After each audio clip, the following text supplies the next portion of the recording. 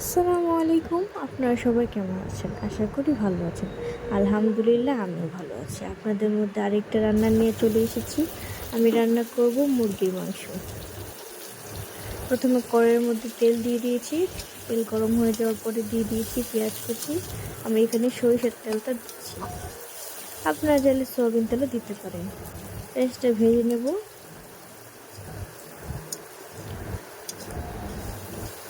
ভাজার পরে এখানে আমি দিয়ে দিব তেজপাতা, এলাচ, দারচিনি, এগুলো আমি মশলা দিয়ে পেঁয়াজের সাথে একটু ভেজে নেব। ভাজা হয়ে গেলে একটু ভেজে নেব, বেশি ভাজবো না, তাহলে গরম মশলার ঘ্রাণটা সুন্দর আসে। দিয়ে দিলাম একটু সামান্য পরিমাণ পানি। পানিটা না দিলে মশলাটা পুড়ে যায়, এর জন্য আমি আগে পানি দিই। পানি দিয়ে তারপরে মশলাটা দিই।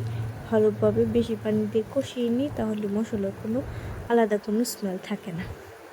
এখানে দিয়ে দিয়েছি আমি মরিচের গুঁড়া, হলুদের গুঁড়া, ধনিয়ার গুঁড়া, আপনাদের পরিমাণ মতো যার যার ইচ্ছা মতো দেবেন। দিয়ে দিলাম লবণ।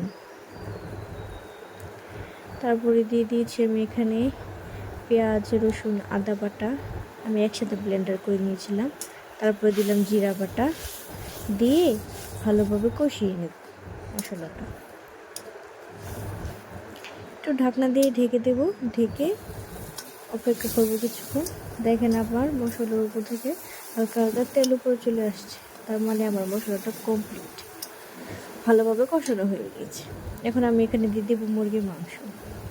মুরগির মাংস দিয়ে দিলাম। এখন ভালোভাবে কষিয়ে নেব। একটা কথা মনে রাখবেন, যেহেতু এটা ব্রয়লার চিকেন, ব্রয়লার মুরগিটা আপনি যত বেশি ভালো করে কষাবেন, মাংসটা খেতে তত বেশি ভালো লাগবে। তাহলে ব্রয়লারের মুরগির যে আলাদা একটা ঘ্রাণ আছে, স্মেল আছে, ওটা আর আসে না। তো ভালোভাবে এখানে আমি কষিয়ে নিচ্ছি। অনেকক্ষণ আমি কষিয়েছি, কিন্তু যদি দেখাতে চাই ভিডিওটা অনেক বড় হয়ে যাবে, জন্য কেটে কেটে দিলাম। এখন এটার মধ্যে আমি দিয়ে দেবো পানি। কষানো আমার কমপ্লিট। পানি দিয়ে বেশি পানি দেবো না, অল্পই পানি দেবো, কারণ মুরগির মাংসটা খুব তাড়াতাড়ি সিদ্ধ হয়ে যায়। দিয়ে দেবো কয়েকটা কাঁচামরিচ, দিয়ে নামিয়ে দেবো। আল্লাহ হাফেজ।